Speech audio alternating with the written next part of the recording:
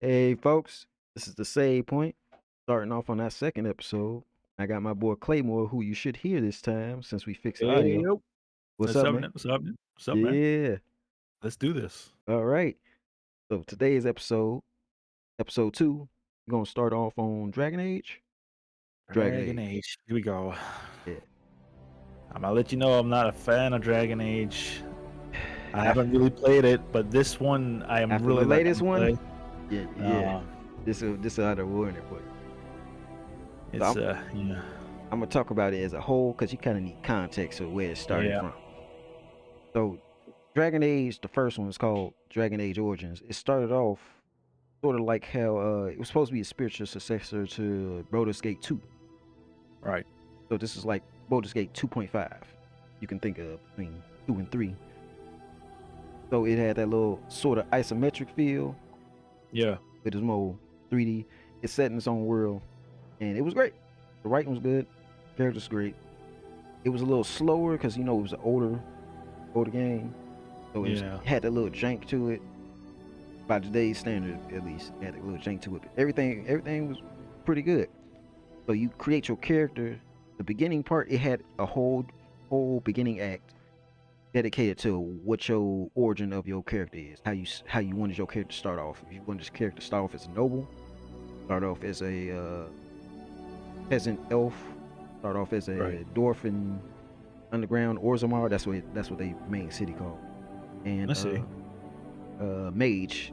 Mage is like you start off as like a slave peasant mage or something like that. All right. And you start off the whole good old huge section of the game just doing that, just starting off your origin story. Right. Now, the reason I didn't get into Dragon Age was because I played the Divinity 3D game. I think it's called Divine Divinity 2, or I Uh, could be wrong, or is it 3? I can't remember which one it was, but I it don't was a think. 3D Divine Divinity game. This is the Yeah, I don't same know. game I made don't think it by was a three. It was a three yeah, maybe. okay. I think it was 2. This is the people who make the new Baldur's Gate 3 game. That I Hmm. think they were trying to put their feet into the 3D genre, and they Yeah, didn't do a good job. It put me off, and Dragon Age looked exactly the same to yeah. me. I did not want to play it. Yeah, It was around this that is the era. reason. Uh, Yeah, it was just pretty much. I didn't get into Dragon Age right away around that time either. I got into Dragon Age Origins a bit after when 2 came out. So Yeah, I didn't get it either when it first came out. I saw a lot of the trailers for it.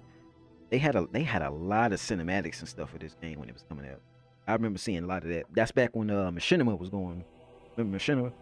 oh yeah, yeah, I Yeah, remember that. they Yeah. had a lot. That's when Machinima was going on. But yeah, I just couldn't get into it after that. It looked okay, but I gave it a break. Divinity kind of put me off of it, Yeah, even though they had it was a different style of uh, game from Divinity. I didn't even it know about was. Divinity back then. It was great. Divine Divinity was amazing. The first one was like a little 2D game. It's like kind Yeah, of like the original. What's it called? Baldur's Gate. yeah. Yeah, kind of like that. And what's the other game called? The one Blizzard makes now. Start. Diablo. Diablo. Yeah, Yeah, so it's kind of like that. But then they went full 3D, and it just I couldn't. It's horrible, horrible. So yeah, yeah, you can see when I saw Dragon's Age, it kind of looks similar to it, and I was like, okay, I'm not gonna do that again to myself. yeah. I get you. So I missed out. Yeah, I kind of did too initially as well, because I got into Dragon Age when Dragon Age 2 came out. That was when the Xbox 360 was a Yeah. thing, because even though Dragon Age Origins was also on Xbox 360, but it was like a nuded version of it because they couldn't fit all the features from Origins into the Xbox 360 version. Right. And when I got Dragon Age 2, that's when it was more action combat, and I was down with that. And it wasn't like I want to say it wasn't as like methodical as Origins. Like it wasn't like slower paced. You didn't have to Yeah. micromanage a whole bunch of stuff like in Origins. And some people didn't like that, which I can understand. I get that. But they also changed up the dynamic, how your character interacted with things, because this time you play as a set named character with a set background. You didn't choose how your character started off in Dragon Age 2. He was always going to be called Hulk, but you still was able to customize him everything. He was still going to be Right. called Hulk, and he had a sister and a brother, and depending on what your class was, your sister or your brother is going to die in the beginning of the game. Oh, kind of like a Fable Yeah, story. yeah, kind of like that. Yeah. So it Fable had 2, I think that was. yeah. So Fable 1 and 2. yeah, both of them had something similar like that. But there was set story things that is supposed to happen, but you had control of how those things happen, depending on what decisions you make and what characters you kept around and stuff like that. So there was going to be certain points where this character's going to do this no matter what you did. Yeah. And this character's going to die no matter what. But how you get to those points, you had all the control on how that happened, what you did, and the characters actually react to what you choose. So it was still all that intricate RPG stuff that you expect from an RPG. It was just different from Origins. And I get and I get why people didn't like it as much, because you're going from an isometric methodical RPG where you micromanaging characters and making them do things to a more action-based RPG. Yeah, I get it. You're gonna lose some people that like the original. And so you get to Inquisition. That's Dragon Age 3, where they kind of did I know a little about that. Yeah. Yeah. They kind of did like the in between. They kind of did the best. They tried. Well, I ain't gonna say the best of both worlds, but they kind of did a little bit of the other and a little bit of Origins, a little bit of 2. So you still had your action combat, but you also could have the option to go and do your little micromanaging menus and managing what characters doing what. If you choose to, you press the start menu and everything freezes in time, and then you can kind of like how Final Fantasy VII does it. Right. When you go in the menus, they were trying to try new things, trying to mix both of the best worlds. Gotcha.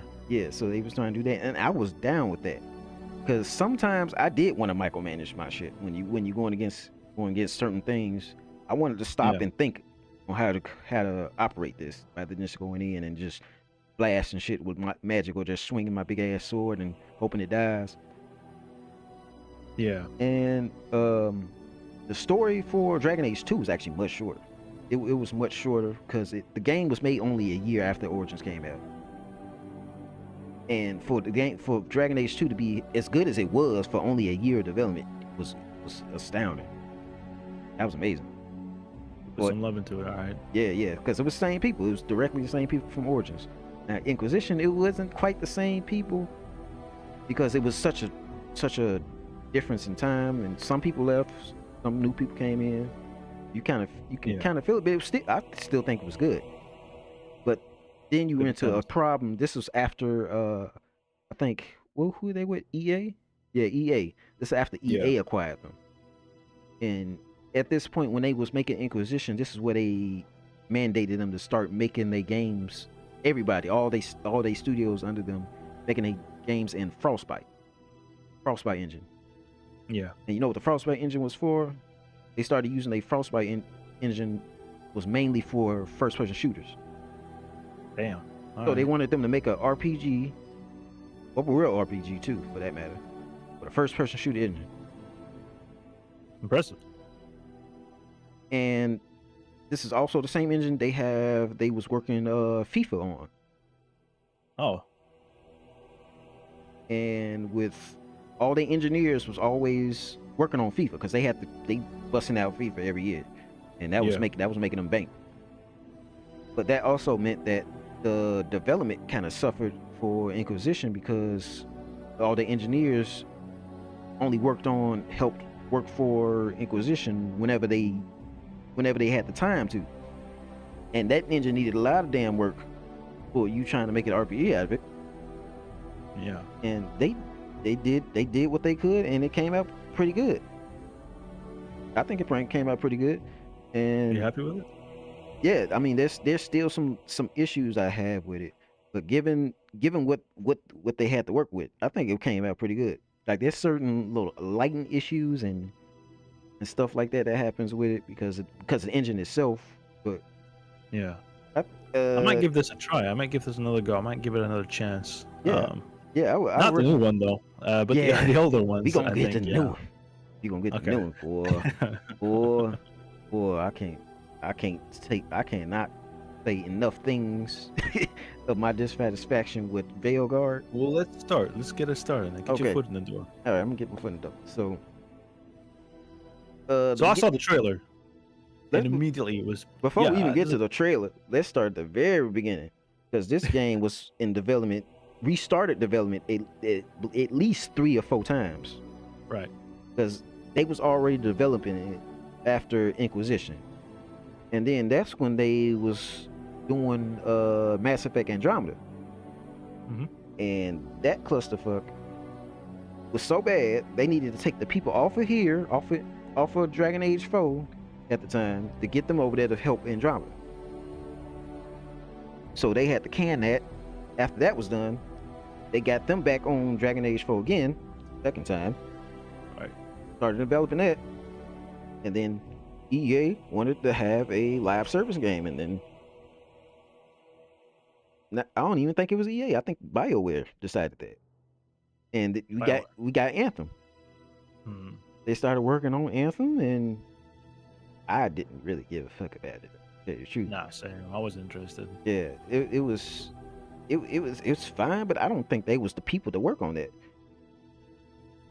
But I guess they wanted to do that themselves. I don't know. I forgot what the story was at the time about that. But they then needed people from that to help them with Anthem, and then Anthem started going under, and they got them Right. back on Dragon Age 4 again after that.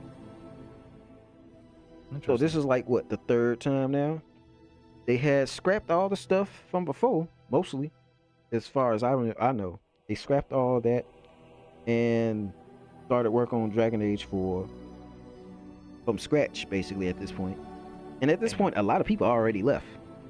Yeah. A lot of people that was playing, that were not playing, but developing Dragon Age all this time, a lot of them have left by now. So, Not the same team. No. Gotcha. and then they started hiring new people. I think at this point it was 2018, 2019, around that time. So this is like the 3rd time they restarted this development. Might have been the 4th, because from the record was they originally wanted this to be a live service game too. They was making Dragon Age to be a live service game. And once we get to Why? talking about Veilguard, you can kind of see it. You kind of see the DNA in it. So once they realized that people didn't want that, live service games wasn't going to be the thing to go with.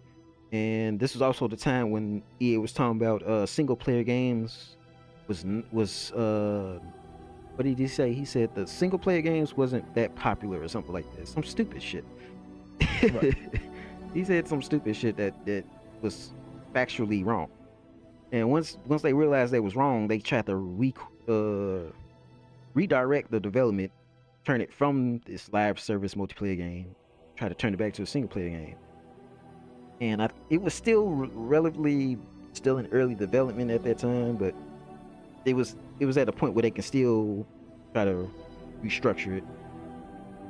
And It sounds like this game kept going back and forth in development yeah, a lot. yeah, That can cause issues on its own. just on its own. And then we got the people that we do have now that's developing it, and they changed the name.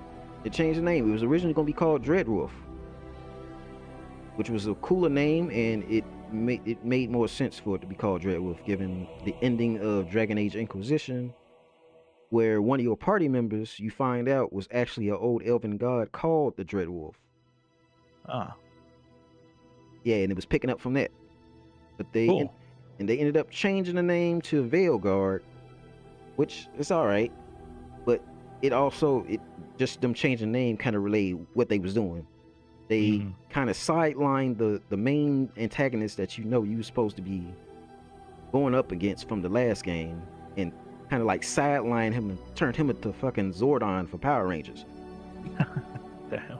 Yeah, through the story, That's not good at all, man. Damn. you see him at the beginning of the game, and then after that, he's like in a whole nother dimension talking to your head until the end of the game. Yeah. So you really don't even interact with him, or he doesn't do shit for most of the game. For real. And we got Shatner on the chat. He's talking about not this abomination. Yeah, you already know what he's talking about. Yeah. So we can start talking about the Veil Guard now as a whole. All right. Now I'm filled in. Let's do it. All right. So as this game was coming out, let's get the accolades out the way. As this game was coming out, the first trailer of it, the people didn't like it. Yeah.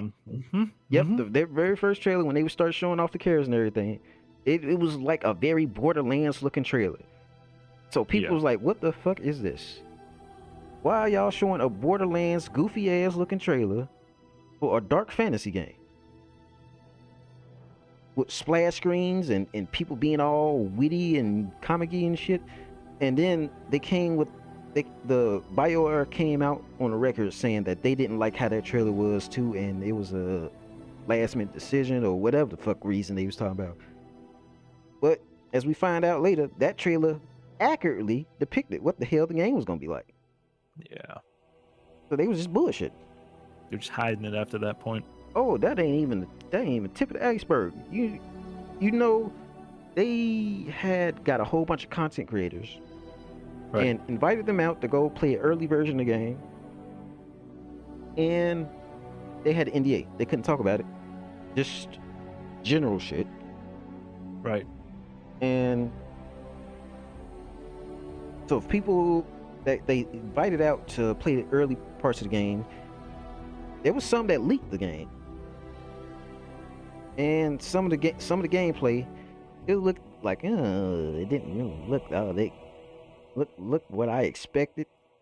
But at that time, it was still like months before the game came out. I was like, all right, I'm gonna keep an open mind about it. Maybe it's just there's more stuff to it. Yeah, I've been there. I get that. Yeah, but I already saw multiple red flags.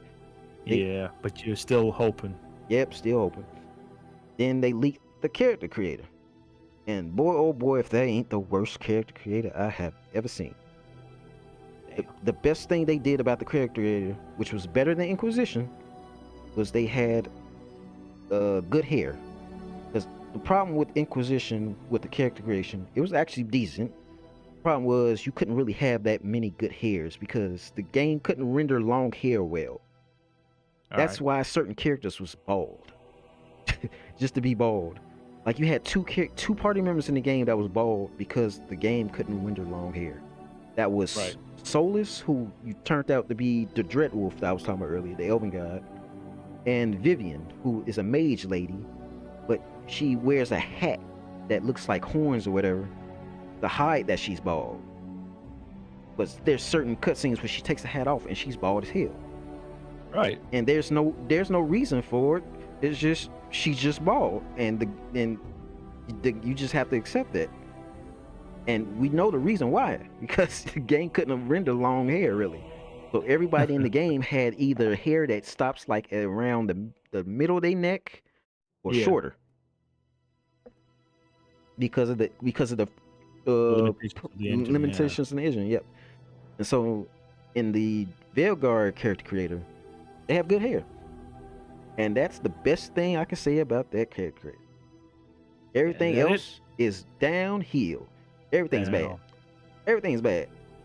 You don't even get me started on the female characters. You want to make a female character?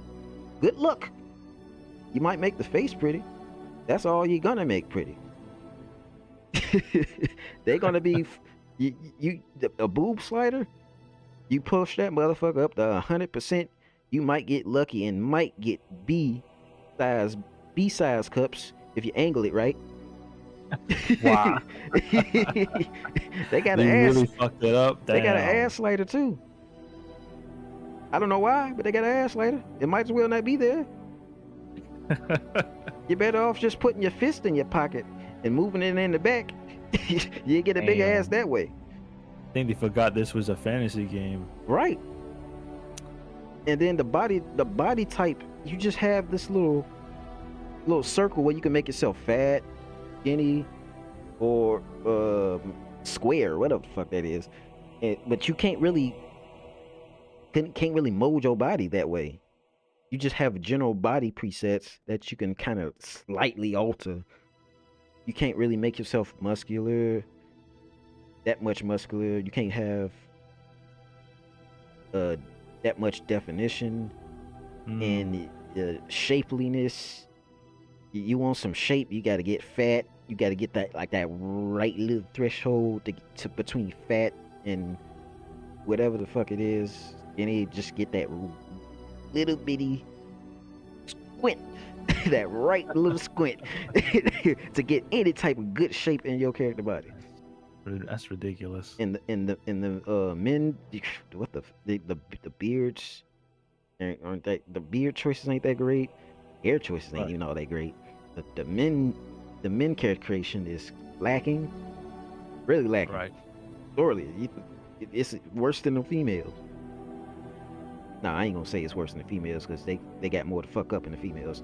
So no, but yeah, the character creation is not good. You can choose a background. The background means fuck all.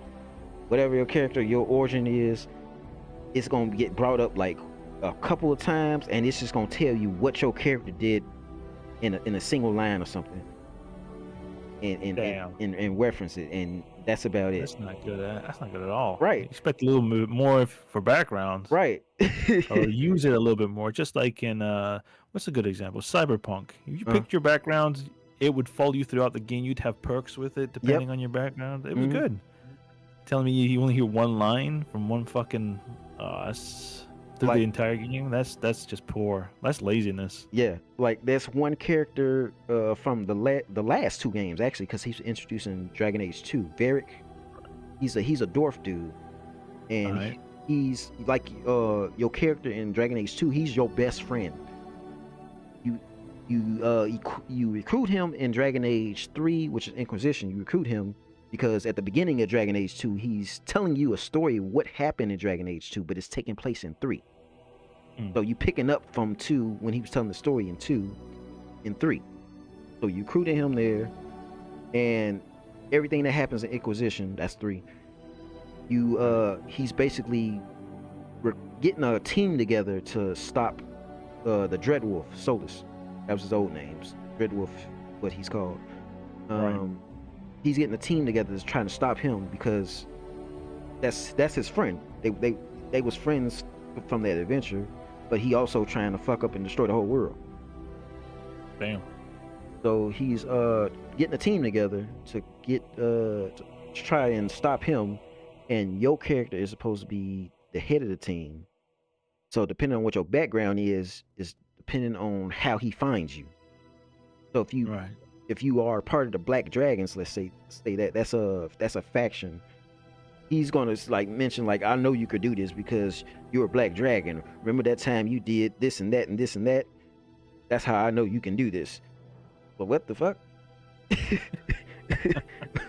That's it? What? You just gonna I don't even know what the hell that means. I don't remember it. I don't even know what you said. Right. I don't even know what you said. Like, yeah. That's how that conversation go. That's how they reference your background. Right. Talking about dialogue, I did see the trailer, and the dialogue is kind of, I'm not gonna lie, it's kind of dumb. I got put off by it. Many things. The dialogue is so trash. Yeah. The dialogue, the writing, everything. It doesn't sound like a fantasy game. It don't. The way they speak. They have. It sounds. They have too like many a modern. bunch of people are sitting, playing D&D, but they're like playing it in this time. Like if the characters were to speak, it just sounds like you're with friends and they're fucking around. It doesn't sound like a fantasy game at all. It boggles my mind. The trailer just put me off. I like not just the look of the characters. I was like, nope. The way the dialogue is just the way they crap. write the dialogue is like the person who's doing the writing has solely watched nothing but the Disney Channel. Yeah. And took cues from that. Because it's so juvenile and immature. The characters. Hold on, let's get to the characters. Okay, Yeah. So there's two characters that come from the previous game. Varric is one of them, which he kind of gets sidelined early after the first act or whatever. And then Okay. there's the female dwarf called Harding, Scout Harding, who I was excited for because you couldn't really. I wanted to romance her in the last game. I You bet couldn't- you did. Yeah. I Oh know you yeah. like dwarfs. Oh yeah. Female dwarfs. I'm down with them. You couldn't really do anything with her. Now you can in this game, but now I don't want to. Damn. You know they fucked it up. If I don't want to romance female dwarf. So what they did with her is that they really changed her entire character. This takes place, I believe it takes place 10 years after the last game, something like that. I could be wrong, but I know it takes years later after the last game. Good chunk of time. Yeah, it takes place years after the last game. She acts like she went back in time or something. She acts like she's like 20 years younger. She acts like she's in high school or something now. Yeah, Disney Channel. Yeah. That's a shame. She had a more stoic and stoic attitude, a little bit more serious, kind of playful. Now she's just playful all the time. And juvenile. Yeah. Her character is not the If same. you look at the trailer, actually, it kind of looks like a fucking Disney Yeah. movie. If you sit and watch the trailer behind me right now, look at this goofy shit. Look. Yeah. It's goofy as hell. People getting captured and dragged into coffins and shit. What is that? Like a Looney Tunes cartoon. Look at their face expression. Yeah, it's like a Looney Tune cartoon. It's not good. Not to mention that nobody There's no looks right. seriousness in it. There's no seriousness in a fantasy game. It's just goofy shit. And the art style is bad for this too. The art style is bad. The character design is bad because nobody looks right. Varric, I don't know why they make Varric look that way. He is supposed to be a light brown colored haired dwarf. Why is he darker here? He didn't have. He's a dwarf, so yeah, I can understand he grew a beard because before he didn't have a beard. But Right. look, his hair is black as hell now. How do you go from brown to just black all over the place? Light brown for that matter. He look wrong. They bring back some old characters from the previous games for like 2 minutes. They make her show up and them, oh fuck, they just ruined them. Like Morrigan, she's the sorcerer lady. She came back and she was in 1, came back in Inquisition. That's 3. Showed her here. She looks horrible. At first I didn't catch it, but then once you realize what's wrong with everybody, you can see it. Everybody's problem here, for one, just one aspect, everybody's heads are too fucking big.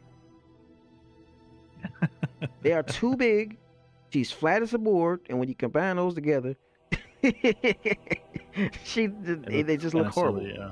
And then one of my favorite characters from Dragon Age 2, Isabella, ruined her, which is crazy because her outfit is actually not that bad, but it shows off more of her skin, but she doesn't have nothing to show off anymore. They ruined her. They ruined her physique, and they ruined her character. She doesn't act the same way anymore. And there's more characters here they brought back. I wish they didn't. I just wish they left everybody alone. That sucks. Shadow says they tried to redo the whole story for this abomination. If they did redo the whole story, they redid the whole story like 3-4 times, because this game went in development.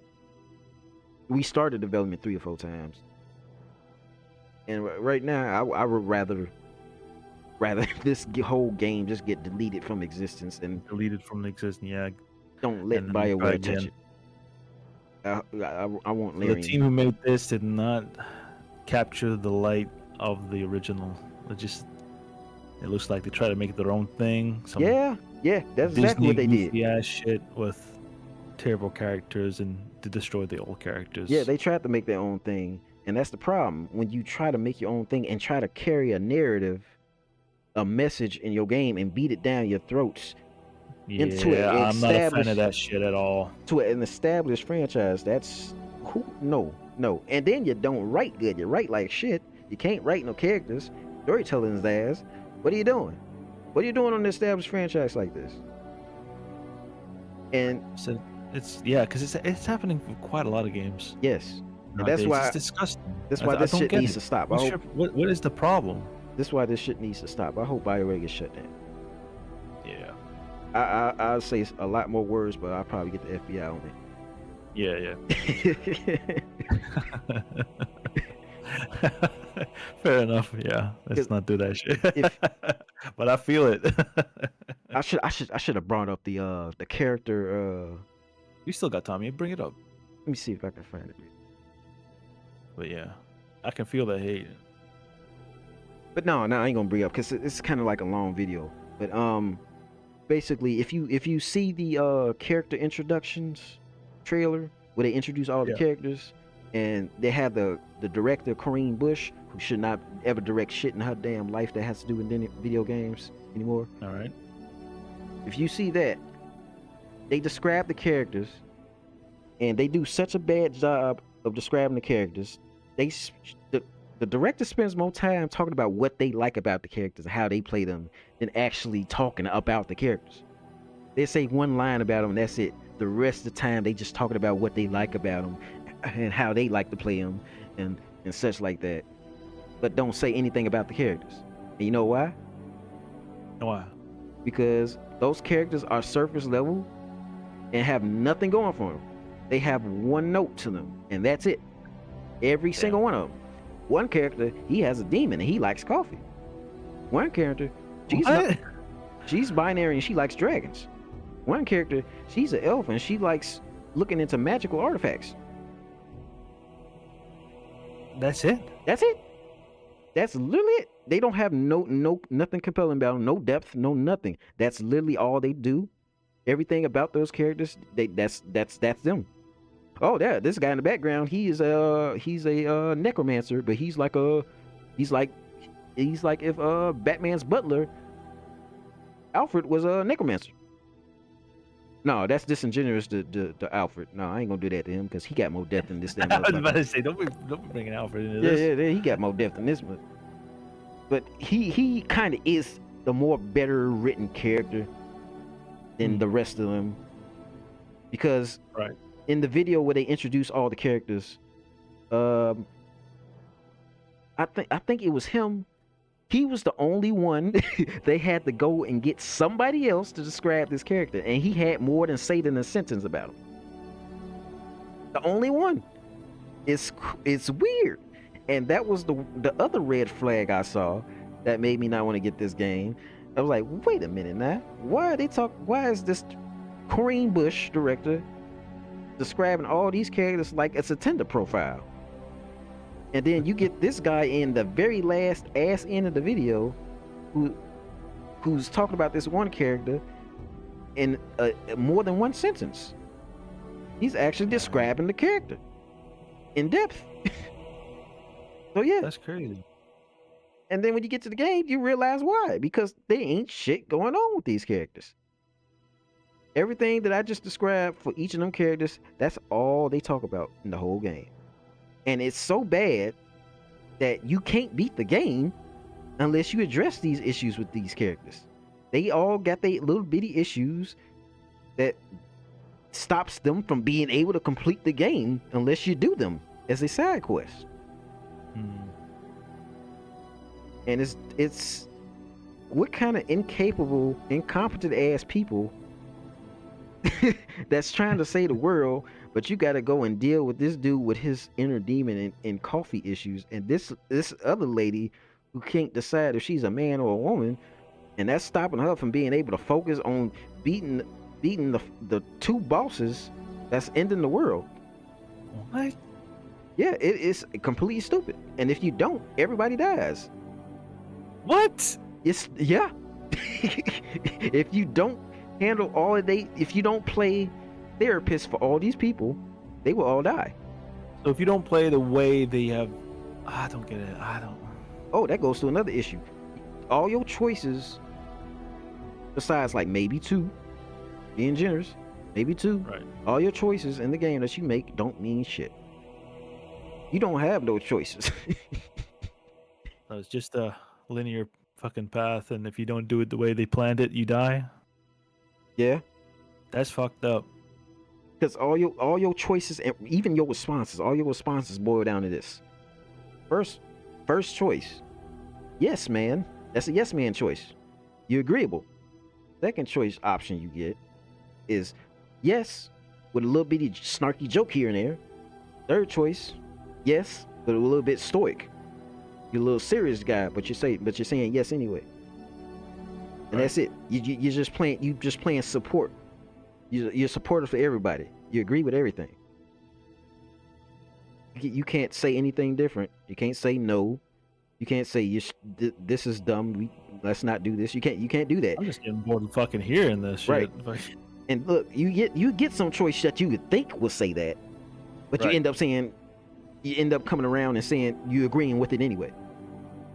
Why blame the maker of the game? Shadow says. Why blame? Oh, why blame? Well, we can get into that because the maker of the game is like Corinne Bush. She's the creative director. That means everything runs by her. She is in control of everything that happens with this game, including the writers, who they went and just. I don't want to get into that, but man, they just went and just got some writer off of Twitch. Was it Twitch? I believe. Yeah. I believe so. But they just got some writer off Twitch or something, and had them do some of the writing for this game. For real? Yeah. Why? Because of the narrative they trying to give. The virtue signaling. Which is they spend so much of this game doing, just beating it down your throat. Whole therapy session. That's what most of the side quests is about. Anything to do with your companions, it's therapy session time. You got to go and solve their problems like they little children. You talk to them like children. Damn. Yeah. There's like hardly any conflict, and when there is, it's such not worth even noting because it gets resolved immediately. Because you either agree with it or you talk to them like children, two children trying to fight over a toy, and you sit over there and you make them share. Tell them, wouldn't it be better to share? Like, okay, you're right, and then they share. That's Mush's conflict. Nah. It's just like that. And then the non-binary Kunari, which I was looking forward to having a Kunari companion, right. Female Kunari companion for that matter, because you get Kunari companions in the other games. Kunari are the horned people with the horns. Mm-hmm. That's what they are. You get Kunari companions in the other games, but you don't get a female. So I was glad you get a female in this one, but they completely ruined it. That is the most hated most hated companion I have ever seen in anything. It used to be Sarah from the last game. Sarah I didn't like, but I see positive qualities with her. I just didn't like her. This one is just bad all around. Everything about them, because they are a hypocrite for one. Number two, they don't know what the fuck they talking about. Because the writers of this game kind of don't seem to know how the fucking setting works. They don't seem to know the rules of how things work. They don't seem to know the rules of how magic work. And the Kunari, her name is Tosh. People call her Trash because of Google. If you try to do autocorrect, if you type her name, the autocorrect's Trash. Damn. I actually tested that myself. And they made her whole story arc is me non-binary, me like dragons, me like to fight. That's all. Kind of boring. It is very boring. And I mean, live and let live, but if it's gonna make your whole fucking personality about it, it's no. They beat you over the head with it. She starts all her side quests. Every interaction with her is talking about her being non-binary, and harassing the necromancer dude, not calling him by his actual name. What? Even though Why? this bitch here is sitting here wanting everybody to call her they pronouns and shit. Nah. She is the Nah. most unlikable ass character. And then you don't even get the option to not recruit anybody. Everybody is mandatory. Before you was able to tell other companions, no, I don't want you on my team. Yeah. All these companions you have to have. So they What? make you deal with these insufferable ass companions. Backing up more of the fucking characters they're trying to tell. Yeah, that's bullshit. Right, and then you can't even talk to them. You can't even engage in dialogue with them unless they have a side quest on. So I'm glad I skipped this one. I'm not gonna lie. The shit you've been telling me.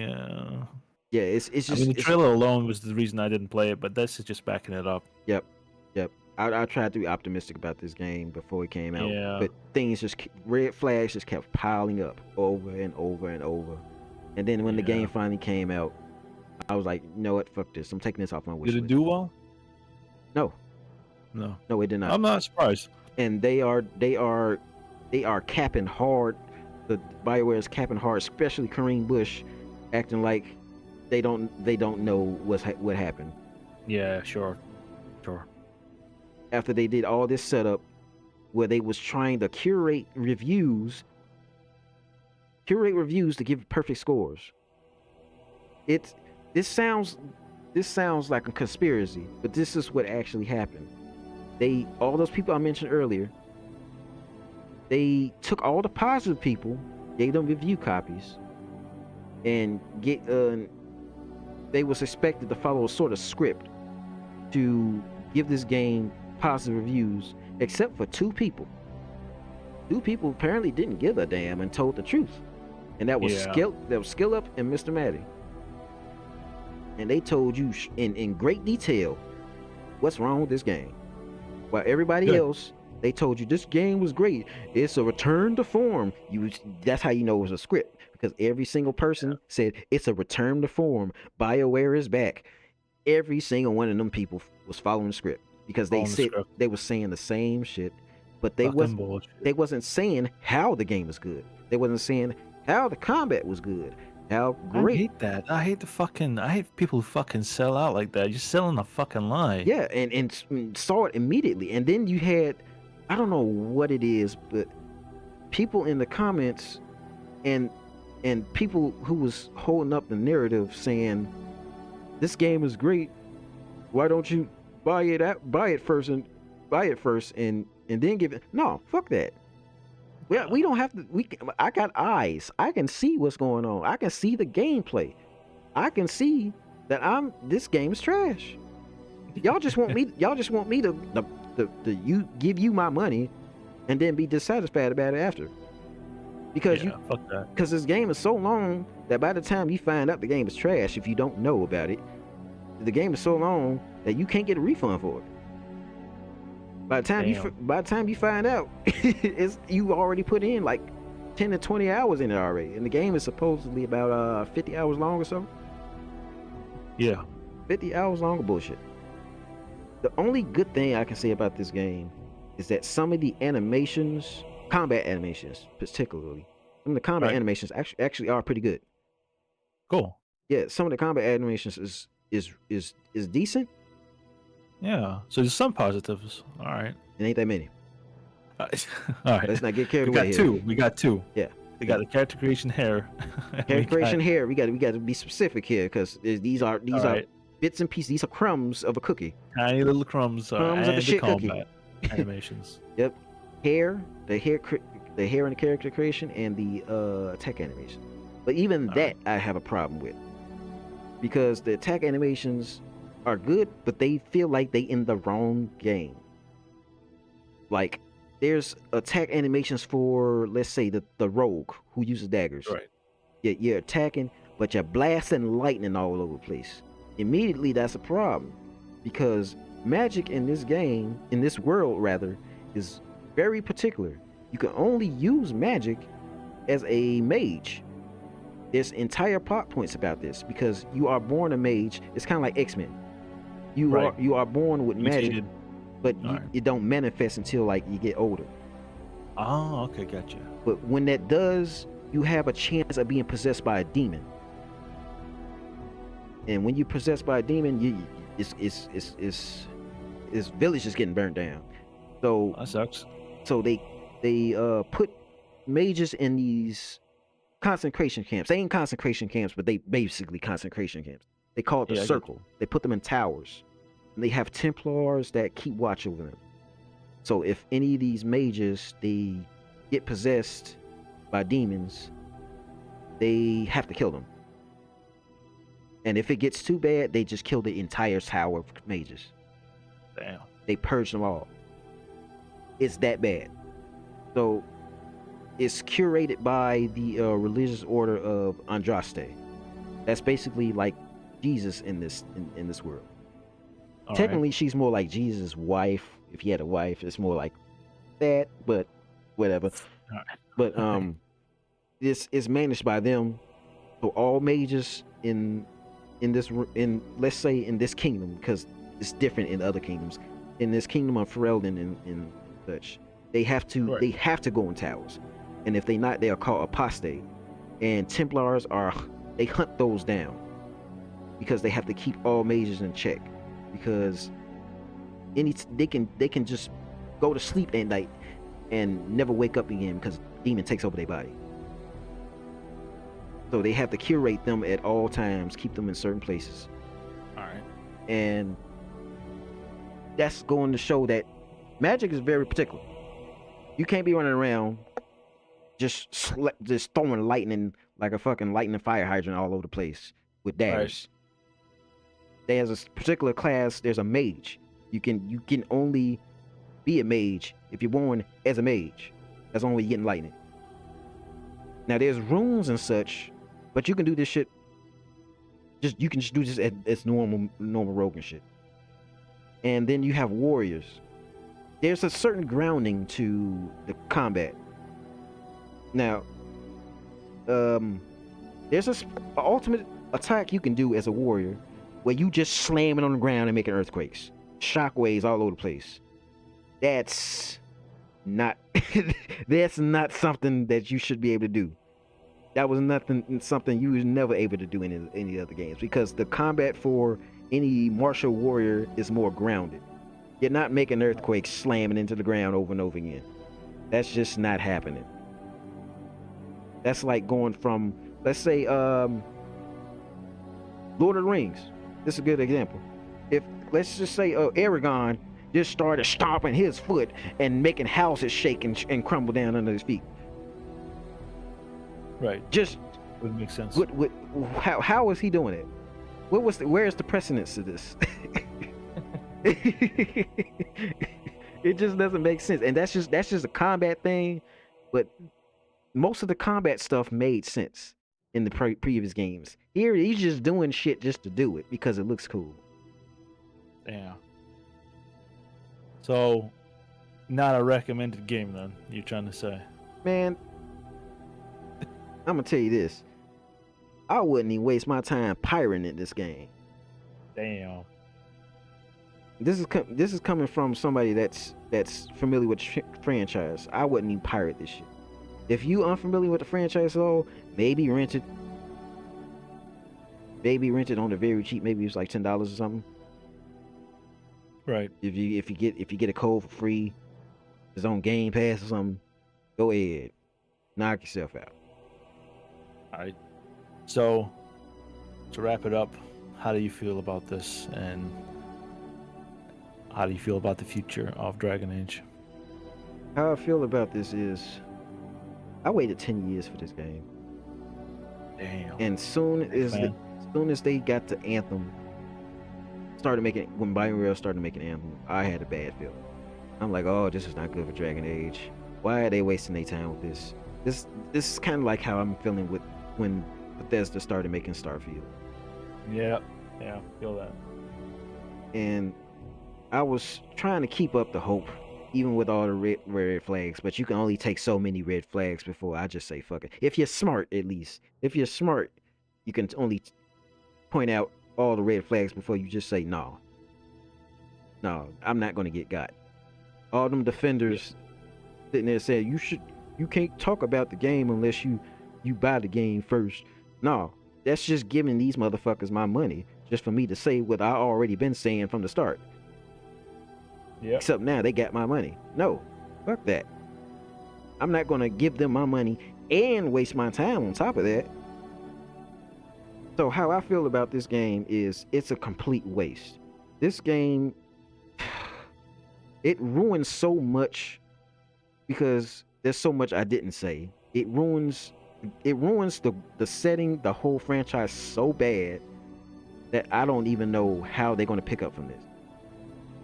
Because it tied in stuff from the first, second, and third game, Right. but it did it so bad that you can't really go back and do that shit again. You have to start anew. Damn. But how the game ended, starting anew, it's just not gonna. It's taking away everything that you liked about the game in the first place. Starting over. Yeah. Starting the whole setting over from the beginning. So it's kind of like it's fucked up the whole franchise so bad that it don't even want a fourth one. Even if Larian took it over for the next No game. redemption, no redeems here for this one. Yeah, Gone. Yeah, if Larian took it over, I don't think I'm gonna like it as much. Even if they do a good job with it, I'm not gonna like it as much because they're gonna have to go so far in a whole different direction that it's just gonna be a whole different game. Whole different, pretty much a whole different setting and game because they have to roll back so much. And Damn. this is BioWare's third strike with me. I didn't really care about Mass Effect. Like Anthem, I knew it was a mistake from the very start. And then we got Dragon Age 4 being what I was hoping it was, the exact thing I was hoping it was not going to be. This has got this third strike, and they just need to be shut down. Everybody in that studio just don't need to work in gaming anymore. Kareem Bush, don't direct a damn thing in your life anymore. Kareem Bush and Dragon Age and the writing team, everybody on that writing team, I'd rather pull up the credits right now. Don't work in the game industry no more. Damn. No more. Well, there you go, guys. Fucking Dragon Age, give it a pass. Man, I'm so frustrated and I'm so disappointed. Yeah, I feel it, man. I feel it. I'm far more frustrated and disappointed than I am with Dragon's Dogma 2, and I didn't think that was going to be possible. That bad. And the fact that it happened twice in the same year. In the same year, both these games came out. Both of these games came out in the same year, and I had to wait 10 plus years for both. But I'm not gonna dwell on this too much longer. We got another topic we're gonna go to, and this is one that we both familiar. Yeah. But thanks for sharing me the information of your love for your past Dragon Age and warning me for the new one. Yeah, not to play it. But I will say play Dragon Age Origins. It's going to be harder because it's an older game and it's not as compatible with current technology. But yeah, Dragon Age 2 and Inquisition is pretty good. It's still pretty good. I would recommend both. I would recommend all three of them. Just not this one. Not Veilguard. All right. So the next topic we got going on here, just like last time, it's a Final Fantasy topic. This is a different game. It's Final Fantasy 16. Final Fantasy 16 came out last year on PlayStation 5. And this year, exclusive, of course. Big mistake. Of course, that's Square Enix. They got a contract, so yeah. Probably the next few games is going to be exclusive too, because contract. Yeah. Even though they broke out of it. They broke out of it. Yeah, I think they're not going to do it. But I think they contractually have to do a certain number of games still. It's part of the contract. So expect that for a couple more. But it's out on PC now. Yep, it's on PC now. I got a few friends it for their Christmas. This is one of the games they wanted to play. Some of them are not that excited for it, but it's cheap. It's on deal if you want to get it now on Steam. I would highly recommend giving it a go. But Final Fantasy 16, I believe, and I'll tell you right now, it's not Final Fantasy. It's not a Final Fantasy game. Yeah, I It's just agree. not. I mean, kind of is, but it also ain't at the same It's set time. in the world where Final Fantasy it's got the summons. I'll give you that. It's got the summons, it's got the magics, but they don't work like they don't follow the Final Fantasy rules. If that makes sense. Like for instance, if you use a fire attack, Phoenix fires, or any fire elements for that Mhm. matter, on a bomb who is immune to fire. And Normally, normally in Final Fantasy, they're immune to it, or it makes them grow bigger and they explode. yeah. That's how they work. Elements don't work like that. You do damage no matter what you use, And which is a big. you know who the director for this game was? What was his name? Yoshi P. Yoshi P. Hmm You also Yoshi P. you also know what this also applies to? Another game he directed. Fantasy 14. Yoshi P. Final Fantasy 14.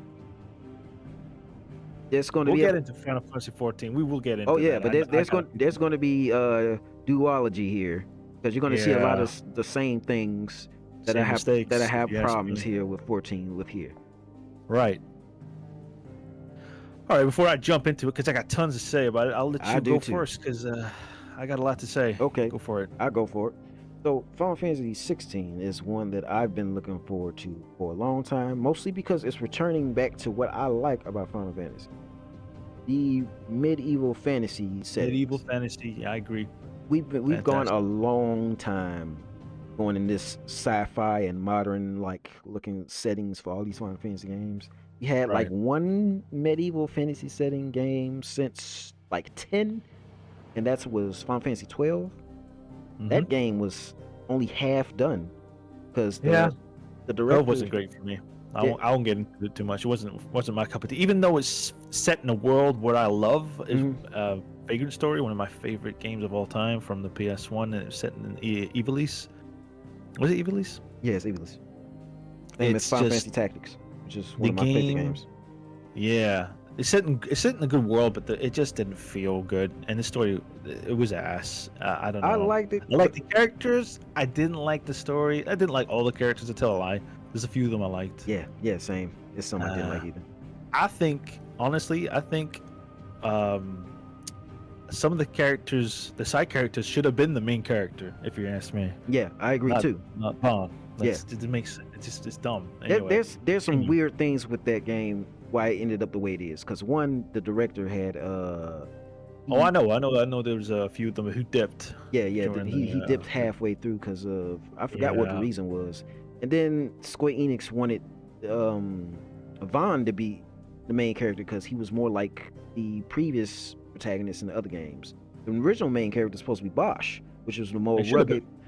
You can rugged- feel it though. Yeah, you can like you feel it. say, in its DNA. You say that's was the a more word you mature used character, last time. but It they- feels like in Final Fantasy 12 DNA, he should have been the main character. You can feel it. Right. And if it wasn't him, it should have been Ash, who was the Right. princess. Ash, I 100% agree. I think she should have probably been the main character. It was her story. Right. You see it through her eyes. Right. Her Both kingdom of them she gave had it, yeah. had contention to be main characters for this game, for that game rather.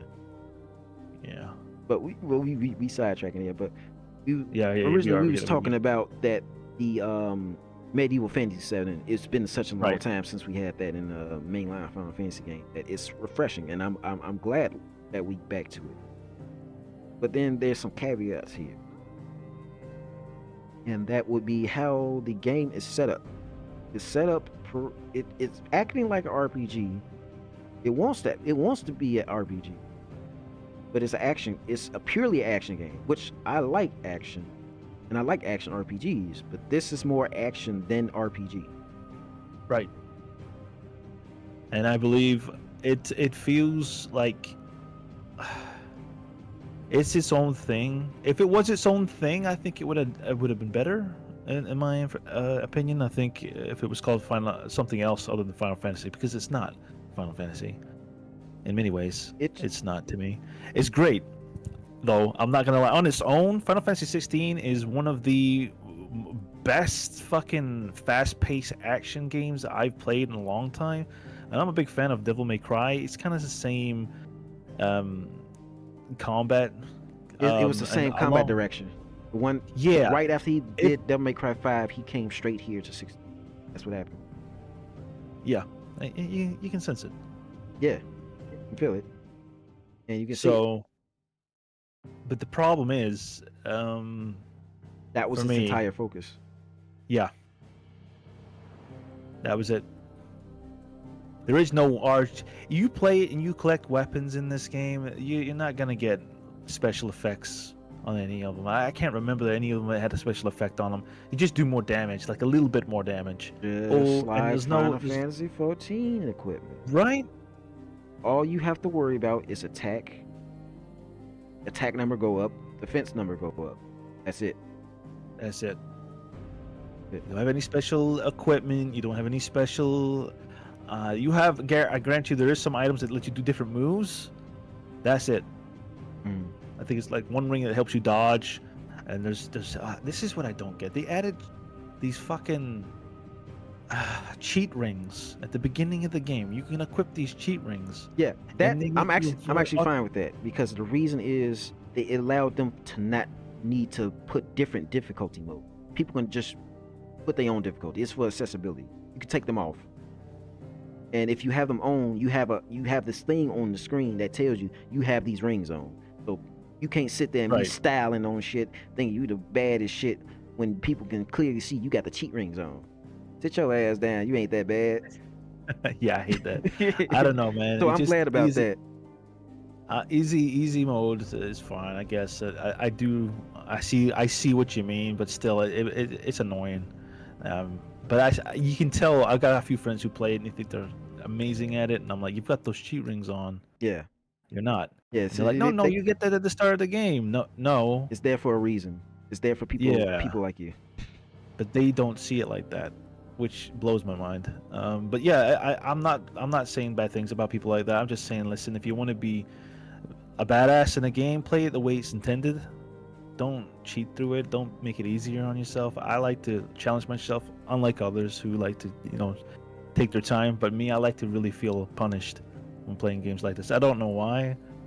I just feel more achieved when I take on a boss with, one potion in my hand and and you're struggling, sweating to survive. That's the kind of shit I take joy in. That's fine. But yeah. I people are down with their preference. If they want to do that, Yeah. I'm fine with it. But I just rather there's just a few things like that in the game I don't like, and it was the same in Final Fantasy 15. Same shit. And Final Fantasy 15 was worse. I didn't like Final Fantasy 15. Yeah, I didn't either. It was auto mode. I felt auto mode all the way through it.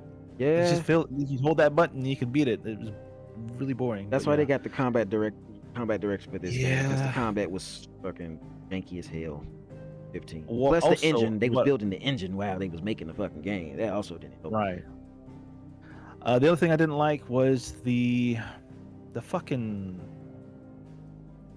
quick button press events during Oh, yeah, fights. the- I mean, I get it. It's cool. You can press do a cool move when you're. No, I just The want to quick time fucking events, change yeah. into a summon and then beat the shit out of something. I don't want to be doing this quick time event mode. Yeah, I don't like just- that either. I Too see. much. I see why they did it because so they can feel like you in the action, but you're not But doing. it's still a cutscene. Yeah, right. You might as Even- well yeah, just it's- still make it a cutscene. Yeah, it's not good.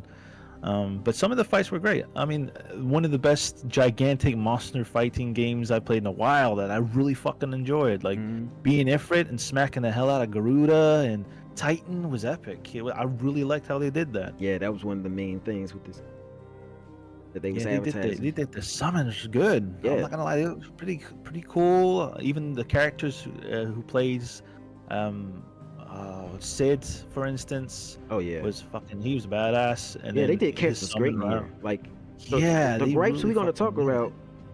There's going to be a whole lot of gripes, but there's also going to be a whole lot of good things they did with this game, which is kind of the Yeah. duality with Yoshi P with me. He does a lot of things good, but he also does a lot of things that I don't jive with.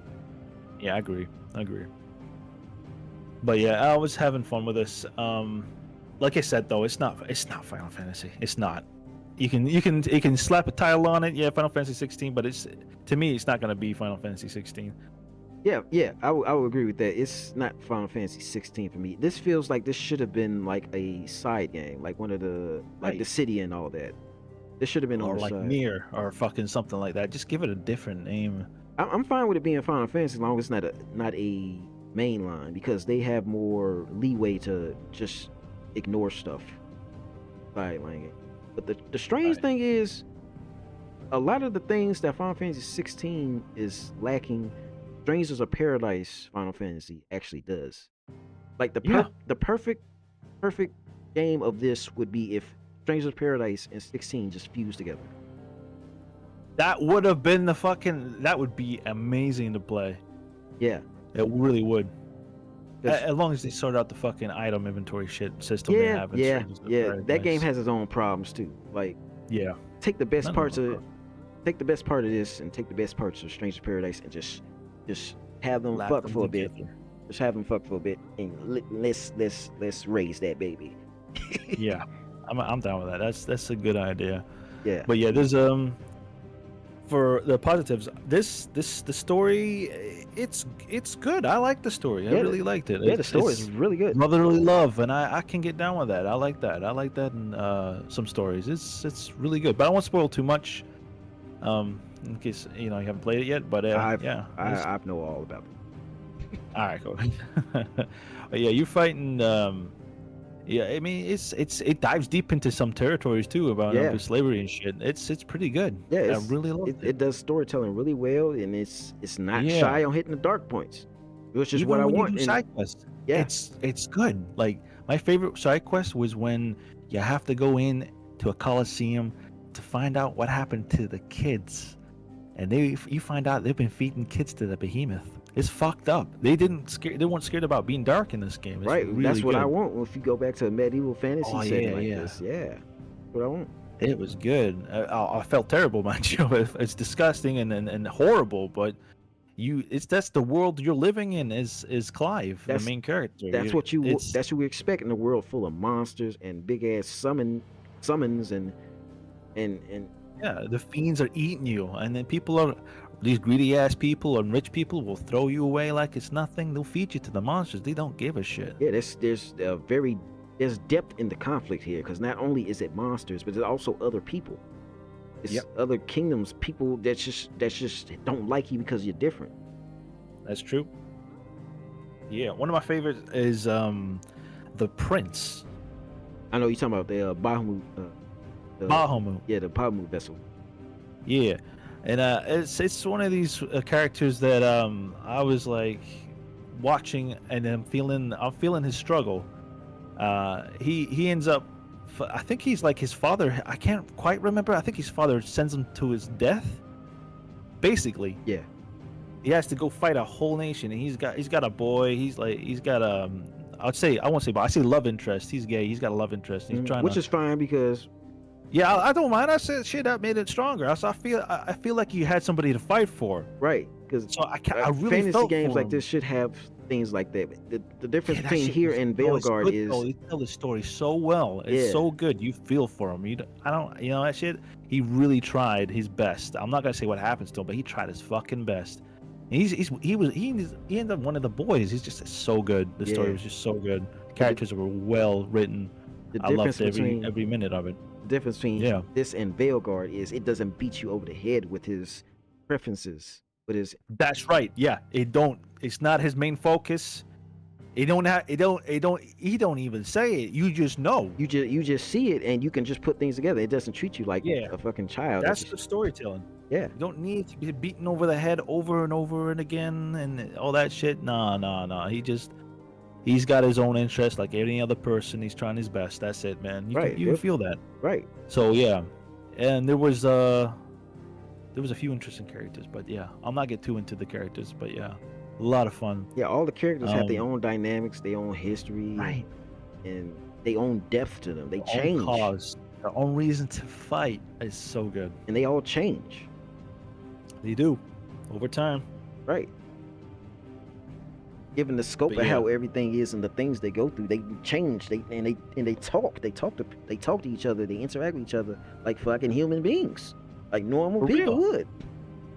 Right. It So sounds simple, but it's as we have been talking about in the last thing. Apparently it's so hard to get right. yeah,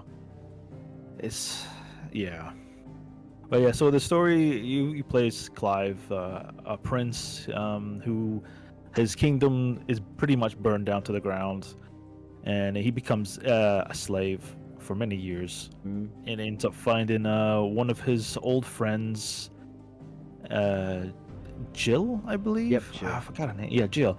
And he refuses to be forced to kill her by his captives, and then turns on the captives, and then flees for his life, and meets Sid, who takes him in to these resistant people who are fighting basically the other kingdoms and trying to hide these other slaves so they can be free.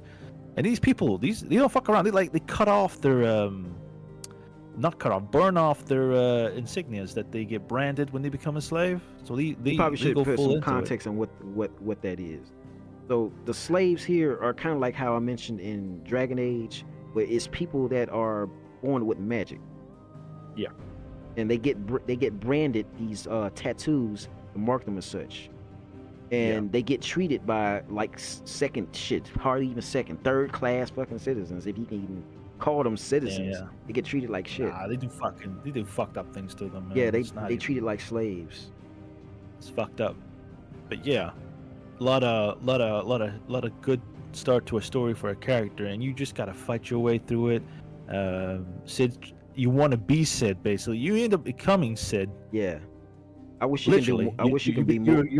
Oh yeah, Yeah. like literally for the story. Yeah, and you got to find out. I think halfway through it, you find Ultima, this creature called Ultima, who wants your fucking body, your vessel. And I'm not saying anything more because I'll end up telling the whole story. But it's pretty interesting why he wants your body. Yeah. And yeah, it's a hell of a ride. The fights are fucking glorious. The combat it just feels good. Yeah. No matter what you do. And I like how they designed it. Like, if you're good at timing and blocking, and if you're skilled, you fucking get rewarded for it. I love that shit in games, right? That's just my favorite thing. So if you block at the right time with specific moves or dodge at the right time, you do something extra. You do extra damage, you get an extra animation, and it just looks sick as fuck. It's so satisfying. This game is really good. That was a thing that you see in Devil May Cry 5, so that's how you can know that's the same combat designer rather. Loved it. What do you think about the combat? I like it. Even from the onset, I liked it. The only problem that I had with the combat was rather the customization of how you fight. Yeah, it felt kind of... even though you can level up, and then if you max out a certain... So you got these skill trees, right? When you get your summons, and Clive absorbs these other summons from these other... what are the people called again? I know they're called something. Icons? The icons. Okay, so the icons are absorbed. So, for instance, Garuda gets absorbed. Then Clive can use their abilities. So then he unlocks a tree that you have to spend some points over time leveling up and getting it all. Once it's maxed out, you can then equip any move with any icon. But that takes time, and even then it's limited. Yeah. You can only have, I think it's 3 at a time. Yeah. 4? I think it's 4 or 3. I can't remember. I think it's 3. But it's not a lot. And then even then you got to switch moves. You get like 2 moves for every icon you get, which is 6 in total. And then a good number of the moves is just not worth it. No. There's a lot of moves that's just bad. Yeah. If there was more moves and more ability to keep, you could do some really cool stuff. Yeah. Really cool stuff. I know you could. Like, but, even the bad moves wouldn't be that bad if the combat itself had more RPG depth to it. Because that's the problem with the combat in this game. It's lacking the depth you would expect from an RPG. Like what you mentioned, the elemental attributes don't mean shit. Nope. You I don't even got to get into the items. The items are fucking limited. They stop. What is it with games limiting shit these days? Like, it's not Final Fantasy VII Remake, Rebirth. They do the same fucking shit with the materia. They limit you to how much you can have. So in this game, you can carry talked about last week. a few potions you can carry, right? Mm-hmm. elixirs, you can only have like one. Right? Why? That's weird. And to top it all off, you don't really like, you have party members, but they don't really have health that They're you have not to worry party about. members. I'm sorry. I know they're like, this is a single player game and you got some people fighting beside you, but you have no control over them Right. apart from Torgal, your pet. And that's like, you don't really control him. You give him like 2 commands and he'll do something. He can sometimes combo with you, but Yeah. it's so little.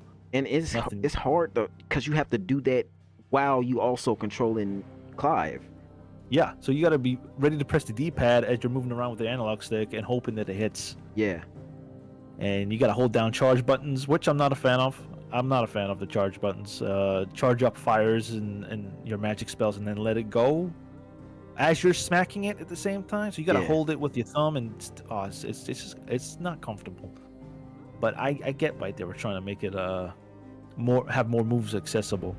Yeah. But I feel they could have done it differently. I don't mind pressing on the button to do a combo. I don't mind that shit. But yeah. And I also don't like that. No matter what summon you go to, you get the appropriate magic for that summon. But why? It's just doing damage. It's just the same thing as the last summon. You go from fire, you go to Garuda, and now you cast an arrow. But it's the same thing. It doesn't actually fucking matter. What was the problem I was having? They might as well. Yeah. Switching was my problem. Yeah. Switching, you cannot switch backwards. You can only switch one way forward. So if you're trying to do a combo with one of your icons, with the one you had before you switch to it, you can't. You need to go all the way around in the circle to get to that one again, and it's clunky. That sounds clunky because that's literally how it works in Devil May Cry 5, 4, and 3. You can go back and forth. So I don't understand why they have it that way here. Same combat Maybe designer. they updated it, but I swear I was trying to switch, and I had this move with Odin. I would charge up his attack, and then I'd switch to Ifrit to do a special attack, and then I have to switch all the way fucking back around to get to Odin again. Mm-hmm. Yeah. It was not fun. I can already imagine how that is, because I can just imagine playing Dante, you trying to go from trickster style to Royal Guard, but you have to go through Gunslinger, Swordmaster, and all the other shit just to get to it. That slows things down, and it ends up fucking up your rhythm. Yeah, it's crazy. But combat, loved it. Like I said, it was fantastic. Monster fights were great, but the combat I loved. I think it was one point I loved in general where I was close to the end. And this whole castle was filled to the brim with soldiers, and I would just run up and gather them all and unleash Odin's special attack. I always have problems fucking pronouncing that move with Zensuken.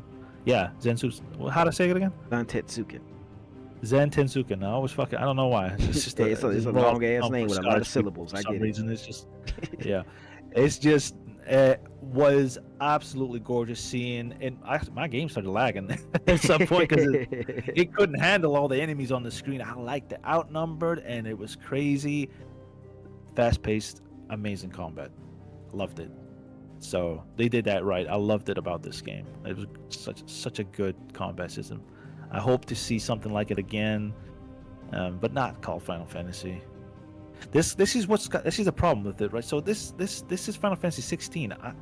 Is this gonna be 17 as well? Is this the path they're gonna take? I don't know, because given the direction, 15 different from 13. 13 is different from 14. They seem to be trying to do something different every single time. So I doubt it. So Final Fantasy 16 sold. It did okay. It did okay. I'm not gonna say it did okay. Yeah, I would even go far to say it did pretty good for it to be only on one console. A good amount. But Square Enix. Yeah, they weren't happy with it. They weren't happy with the sales. Yeah, you kind of fucking shooting yourself in the foot when you're making it exclusive. What do you expect? Not a lot of people are gonna have a PS5, and even then, they might not be Final Fantasy fans. And then Square Enix have a really unreasonably high expectation on sales for Final Fantasy anyway, just in general. because they do this every time. They have unreasonable expectations on selling of every Final Fantasy that comes out. Right. So there's that, right?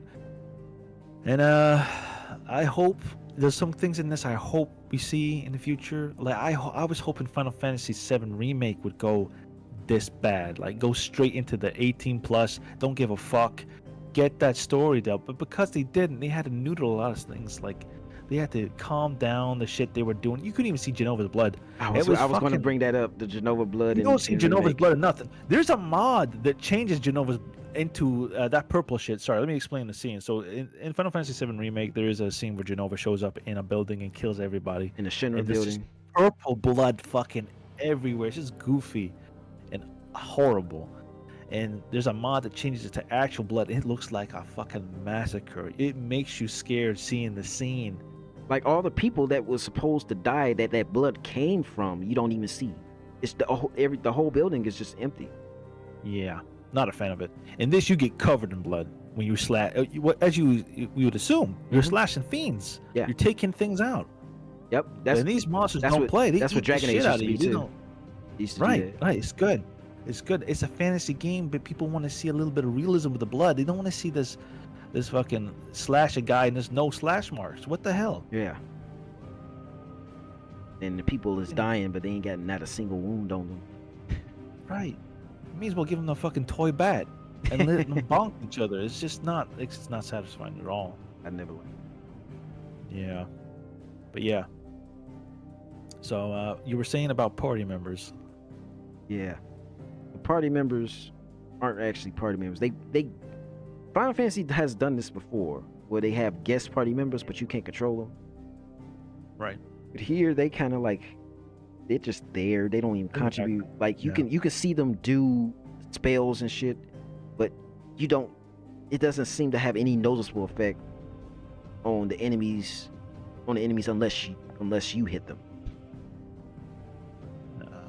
Like I've seen videos of Will Jill would just sit there and clasp Blizzaga and do all this other shit every once in a while too. It's not like she does it consistently. She'd just do it every now and then, and I don't even see the enemy health hardly move at all. Right. And I don't like that. If you're gonna give me party members that I can't control, at least have them actually contribute to combat. Yeah, it's not in a meaningful way. It's not the best. I mean, it's still doing more than the party members in Veilguard does, but that's not a high enough bar. We can do better than this. You forget they're there, to be honest. When you're fighting, you forget they're there. Yeah. It's only when you finish up fighting, they come to your side that you do. Oh, Jill's in my team. I forgot. And mind you, it doesn't happen a lot. This game has blood, Shadow. There's a lot of blood in this game. Yeah, there's tons of blood in this one. We talking about other games that don't have this. That's why we praising it. So yeah, the icon fights are fucking badass, but this, like I said, it stops the flow every now and then with these fucking cutscenes. Yeah, I get it. This Final Fantasy cutscene after cutscene, I get it. But when you're fighting in the middle of a fight, and this has happened quite a lot in most games. This actually happens in Stranger of Paradise too, which a game I love. It's too much. It's too many fucking cutscenes, man.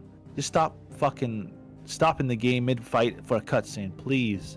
Just let me fight it to the end. So this is the major problem I have with 16, is the fucking the events that happen when you're fighting a fight. So there's bosses you fight halfway through the fight, or maybe a third way through the fight. You never fucking know. Their health gets depleted, and all of a sudden you can't do damage for some reason. Oh, that's because it's loading the fucking cutscene up next. No matter what you're doing, if you're doing a super move, by the way, or a limit break, you've lost it because the cutscene's loading. Oh man!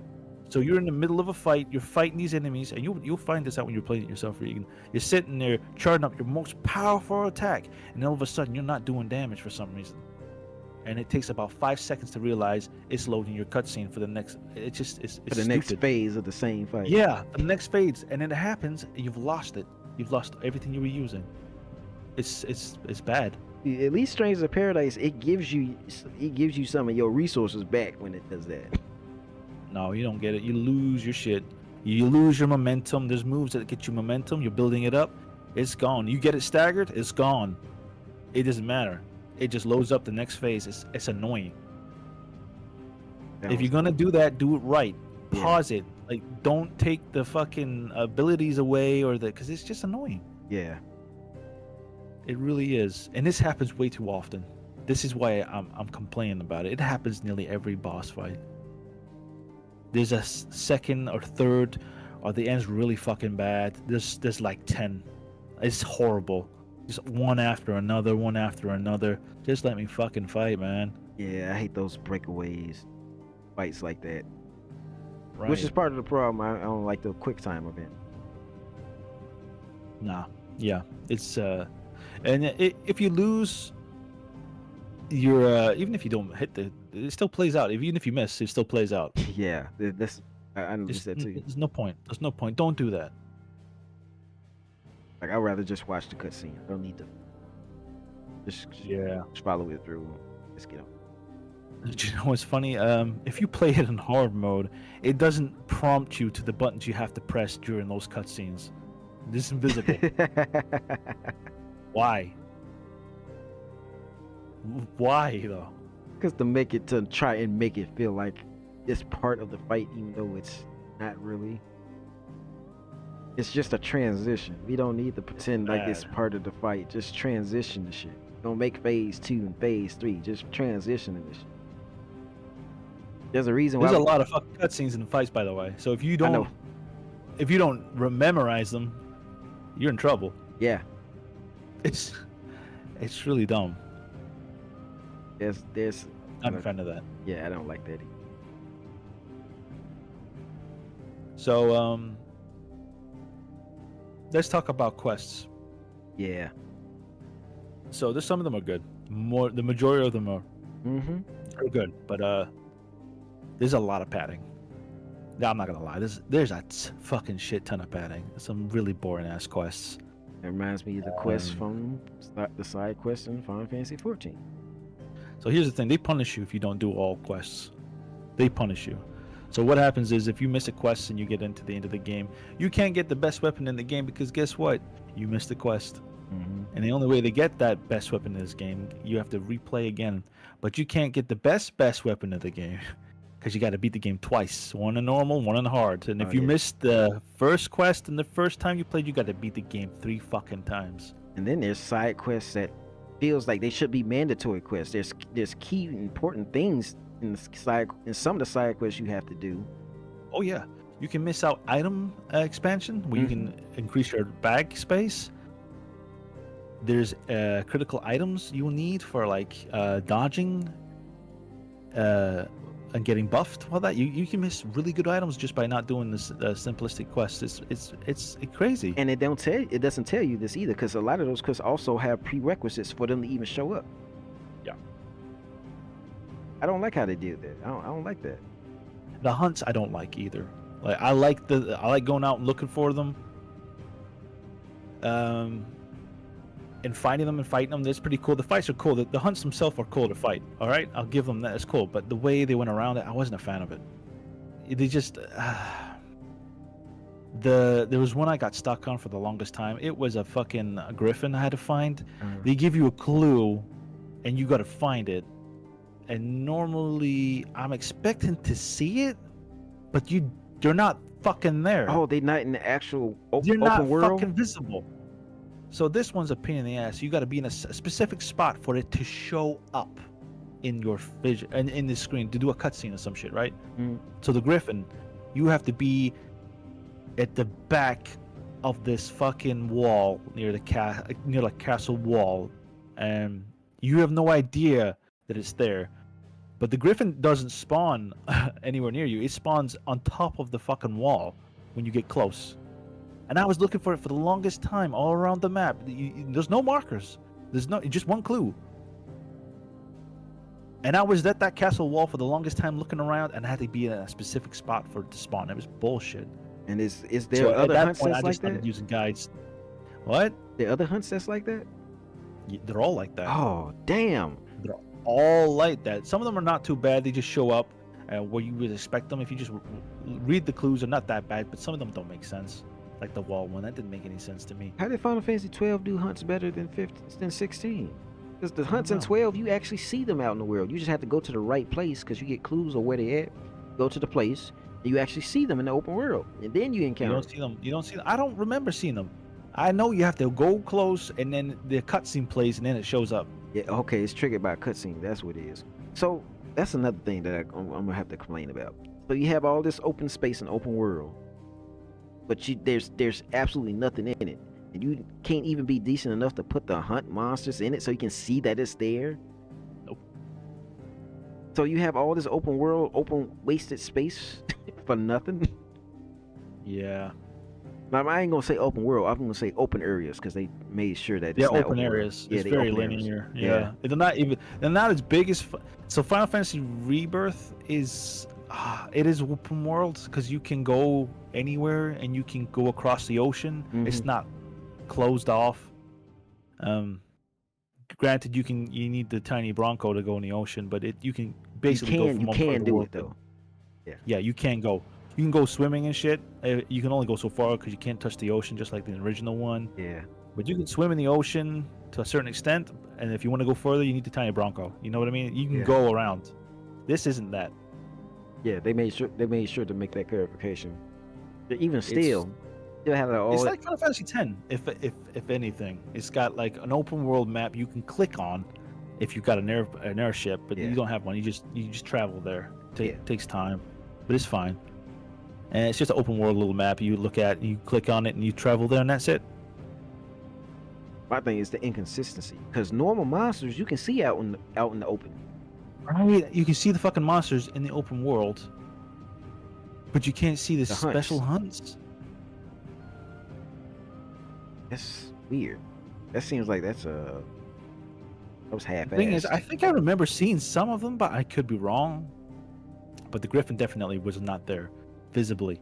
It shows up after a cutscene. That's it. That I wouldn't mind it so much if it was like maybe like one or two that you have to trigger that way. But if it's that many, no, that ain't a hunt.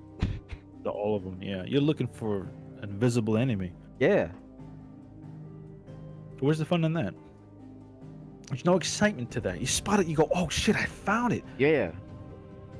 Think of the perspective of the player. I would say you spot it and then you can start getting ready, but there ain't nothing to get ready to. Nope.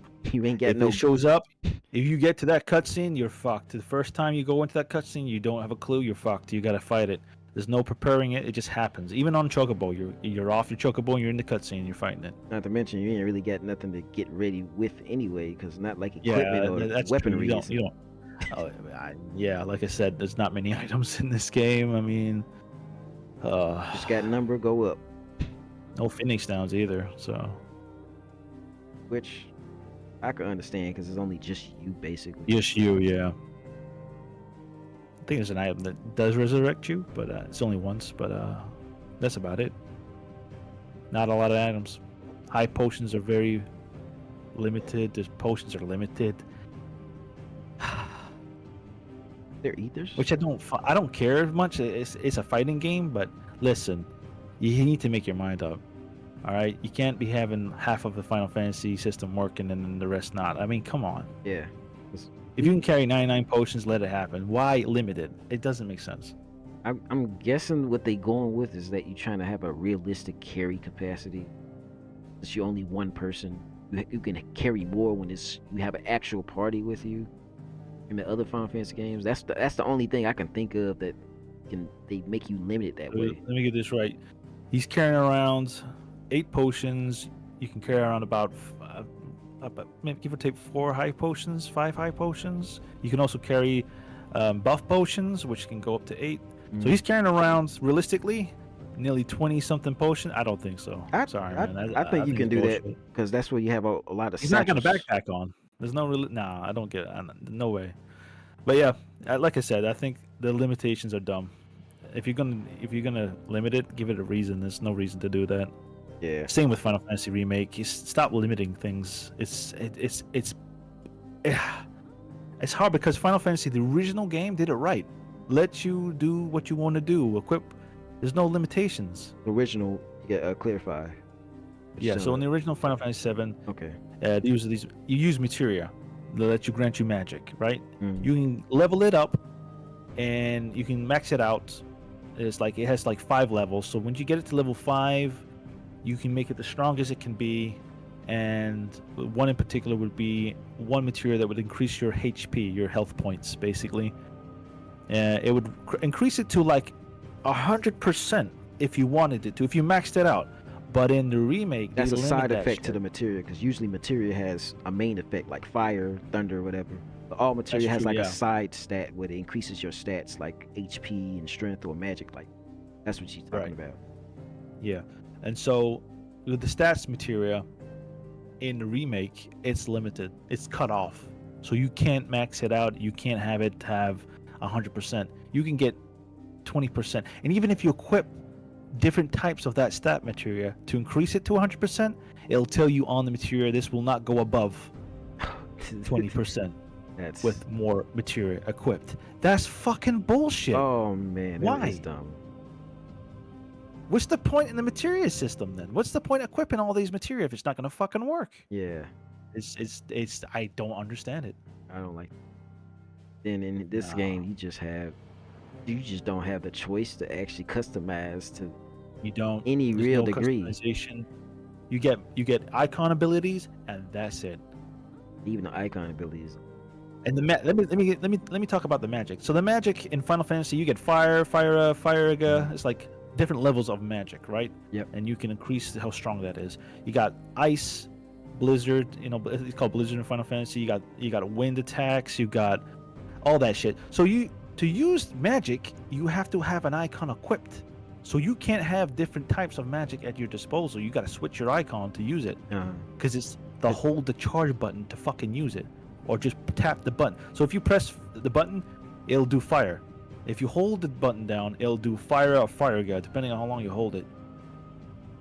So, and it don't matter what element you're hitting it with. It's Exactly, gonna do damage. it's all gonna do the same damage. It doesn't matter.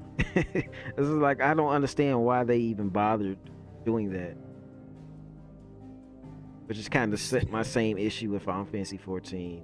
I have a black mage, all spells just damage. You took away the main thing a black mage is about. It's the elemental affinities for the enemies that they fight. Yeah, and I could be wrong. There might be an element to the game, but if there is, it means jack shit, because they all do the same fucking amount of damage. No matter what I changed, it did the same thing with every boss. And I tried. It just does not a lot of damage. If you're not noticing it, then even if it does, it doesn't matter. It's not even relevant if you're not even noticing it, because that's the point. Yeah. You want to use the elements to I get an noticed it. advantage. When I'm hitting fire elements, and it's not absorbing it or taking less damage, it's taking the same amount of damage. What's the fucking point? Yeah, exactly. Like even if there was like the elemental system in the game, if you're not noticing it, it doesn't even count. Because that's the point of it. It's to take advantage of elemental affinities. Yeah. So let me talk about the soundtrack, right? Oh yeah. The soundtrack is good, man. It's Final Fantasy. They gonna kill with the soundtrack. Yeah. Every Final Fantasy, they seem to kill it. Not a lot of songs are that great, but the battle music and some of the town themes are fucking fantastic. The best theme is called, I think it's called Flames of Ifrit. I could be wrong. That's one of the battle themes. Yeah, the main theme where Clive turns into Ifrit. It's such a good song. It's also used at the end fight. It's just fantastic. Mm-hmm. It's one of my favorite songs. That's the main theme of the whole game. Yeah, it's perfect. And yeah, I would I obviously downloaded the soundtrack once I got my hands on it. It's so good. It really hypes you up for the fight. When you're fighting and that music's playing, you are pumped with action. The adrenaline was going. It just makes it even better. Yeah. So it's definitely one of those games I would. Yeah, Yoshi P nailed that. He did. He sure did. That's one of the things he is good with, is nailing the intensity. Music? Yeah, of course. Even in 14. Even the directing. Music. Yeah, directing. Mm-hmm. Even the music, everything. Just directing the music, the composition, how conflicts go about. He's good at that. Mm-hmm. Yeah. But yeah, it's it's like a shame they didn't quite go down the Final Fantasy route. It's the same with 14 though. Yeah. I mean, I don't understand why they can't follow their own rules with the Final Fantasy franchises. Why they have to. I know they're trying to change it, but you're throwing out everything everybody knows about Final Fantasy. It's just like it's like playing D&D. All of a sudden, somebody's changed the rules, I mean, D&D. and now it doesn't make sense to you now. Yeah, D&D is made for you to allow that, but if you change too much, then it just becomes a different thing. It's not D&D anymore. Yeah. You know what I mean? It's not like that. I know you can change rules in D&D. It happens now and then, but I'm talking about full-on change, like completely change it. Yeah. So you don't even play it the same. You know what I mean? Yeah. It's going from like D&D to like what, Cyberpunk. Yeah. So like I said, on the whole, I think this is a massively epic action-paced game set in medieval times, and it's brutal. It's like The Witcher. It's good, but it's not Final Fantasy. I feel that. Yeah, I'm looking forward to it. I've been looking forward for a long time, and I have gripes with it. Most of them the same as what you have. Yeah. You want to stream it when you get it on the 24th? I might. You should. You should give it off, play it, and show it off, and give your thoughts while you're playing it. I have to think about it. I might end up doing so. It's just I already have my thoughts already cemented about it though. That's true. Because I've seen most of this already. Because it's been a year, and it's a Final Fantasy I've been looking forward to. I'm gonna look at everything this thing has to offer, even if I can't play it. Yeah, fair enough. So yeah, it's love the story too. So yeah, I would definitely recommend this game to anybody who likes fast-paced action, like Devil May Cry, but also likes good stories and good storytelling and dark medieval stories at that. If you're into The Witcher, you might like this too. To think about it, but it doesn't play like The Witcher. Yeah, I just wish it had more. I just wish it had more RPG. Yeah. The weapon, like I said, the weapon system is just the customization engine. You really don't. You can upgrade them, but once. You can upgrade each armor, each weapon once. I don't get that. But if it's just the main number go up, then I don't. That's really it. see It's the just point. the main number. That's it. I don't see the point. You're just gonna get another weapon with just a higher number anyway. There's no. What happened was, for me, the weapons. I got the best weapon in the game. Just I'll try to 100% it. If I like a game, I'll beat it and get the trophies for it. Mm-hmm. Anyway, to get the ultimate weapon, it wasn't too bad because I was doing all the quests anyway. I was trying to complete it and make sure I didn't miss anything. I usually do that because I've got that fear from Final Fantasy games in the past. But if you fucking miss something, you're gonna miss it. Mm-hmm. So we got to the second part of the game where it was hard mode, and I thought I had the ultimate weapon. Apparently not. So, and when I got to the end, I had to create the best weapon in the game, ultimate weapon. It looks kind of like Cloud's ultimate weapon. It glows. And the DLC came, and all that work was for nothing because the DLC give you a free weapon. It's just as strong as that weapon, and this is what I don't like about Final Fantasy 14. And it's bullshit. Yeah. You grind your ass off to get a weapon. Obviously, they're going to come up with a more powerful weapon with slightly higher stats every fucking time. And it feels even worse because that's all it has. That's all it has is potency, attack potency. That's all it has. It has nothing else going. No other stats. No poison effects. No strength buffs. No. This does more. This is effective against X monster or enemy or anything like that. Right. Give you That's ability, it. nothing. Not a fan of that. Yeah, I don't like that. So yeah. But Is there anything else you want to say?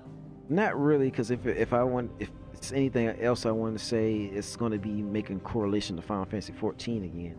We don't want to dive too much into that. Yeah, Yeah, 'cause that's another time. That's another video. Another topic there. That's another video. Right. I'm trying to think if there's anything else I want to say about it. Um, DLC. Let me talk about DLC. I was going to mention DLC. So DLC is poor, if you ask me. It's great. The fight with Omega Weapon is fun, but that's all it is. It's just you go up a tower, you fight them, and that's it. That's the whole DLC. That's the whole DLC. There's some story in it, but the only reason there's story in it is because it's leading up to the next DLC. Holy shit. And those characters show up in that DLC and finish it off in a nice bow. But anyway, so that's Omega's. It's fun fight. It's a fun fight. I'm not gonna lie. There's some good monsters and there's a fun fight. But that's it. Once you get there, you're done. It's fun. It's done. It's it. It's a great fight, but it's just a fight. It's just one boss. That feels like Final Fantasy 14 releasing another raid. I think there's some armor in it. Like there's a skin change and all that shit. I really don't know, and I didn't really care. Then the last DLC, where Leviathan is the main icon in this one. There's more story to it, but it's I know about that quite one. short. It falls flat very fast. Get the Leviathan And- abilities, but Yeah. They So limited- the problem I had with that was the boss fight itself. It Mhm. wasn't like Omega. You're fighting as Ifrit, and Ifrit's fights are scenes. They're cutscenes. It's not a fight.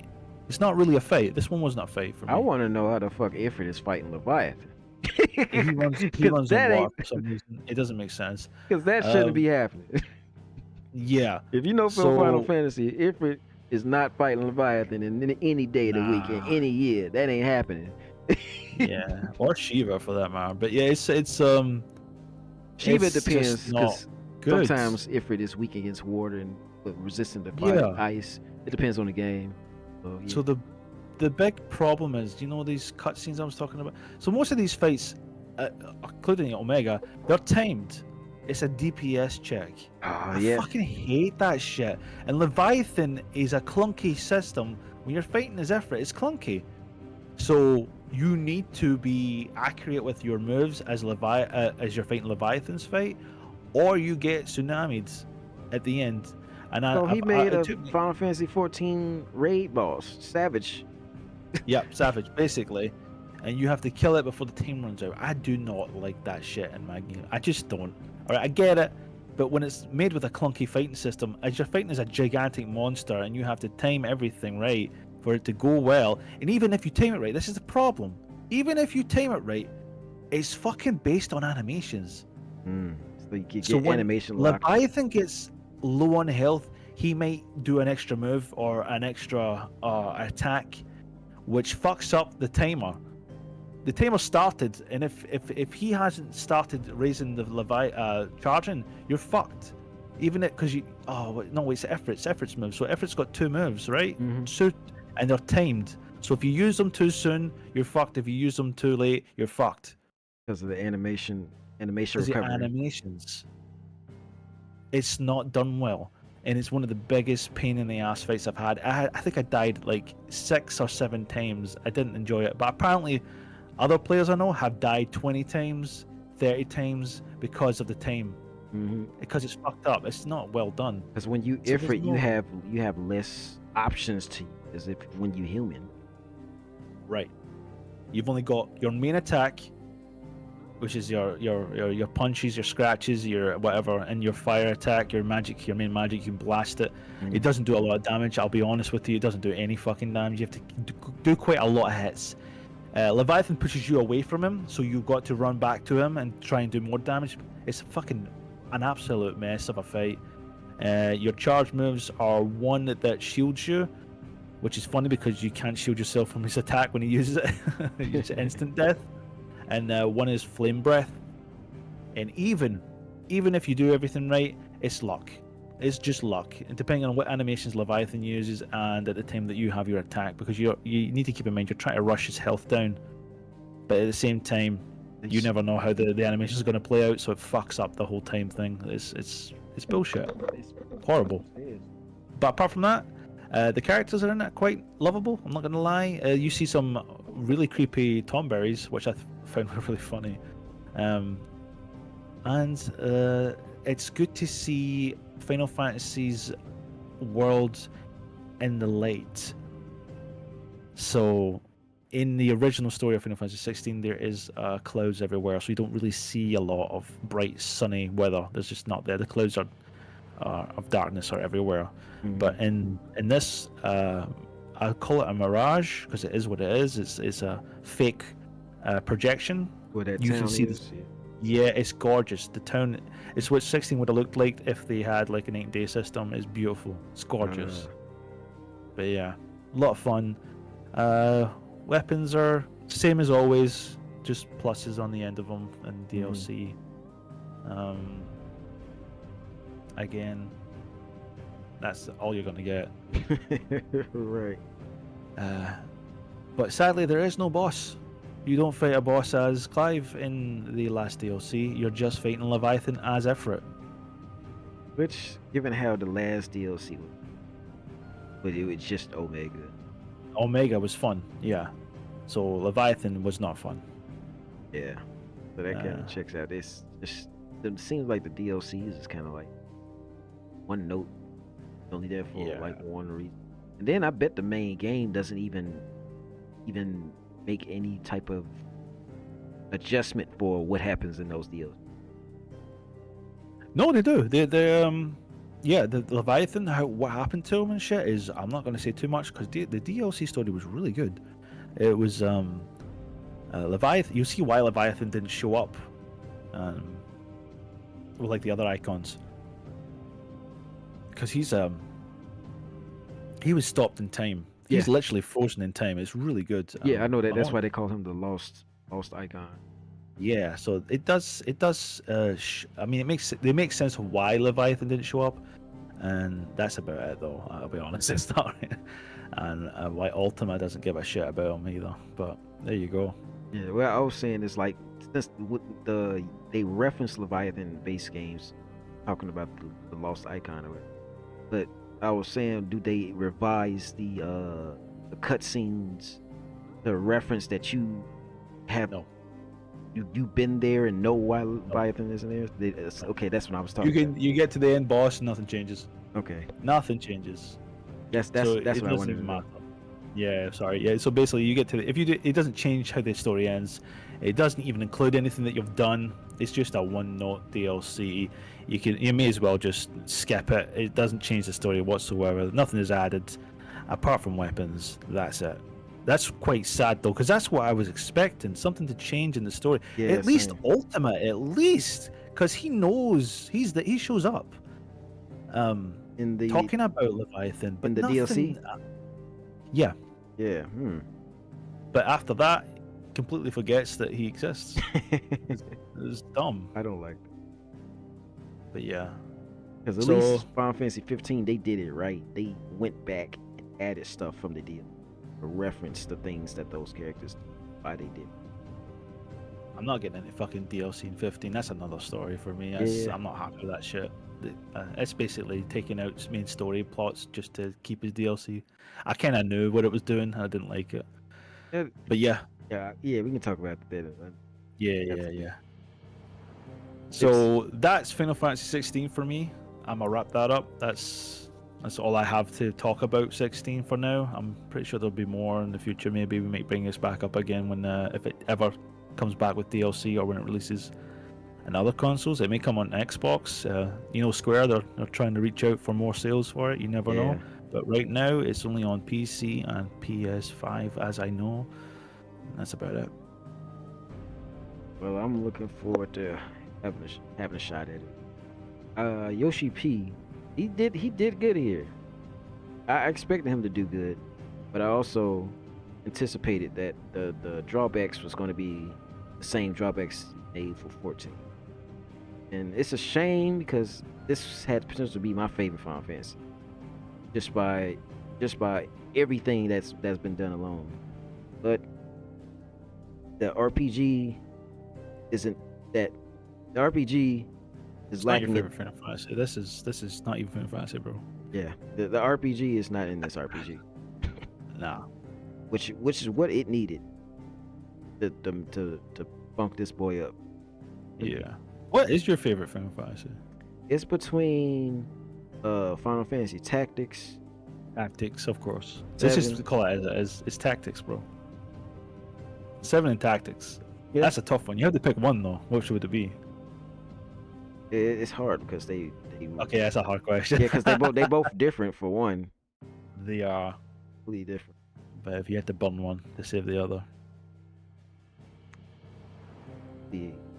That's a loaded question because there's only one Final Fantasy Tactics, and there's like 7, and then you have all the other 7 stuff, and then you have remake.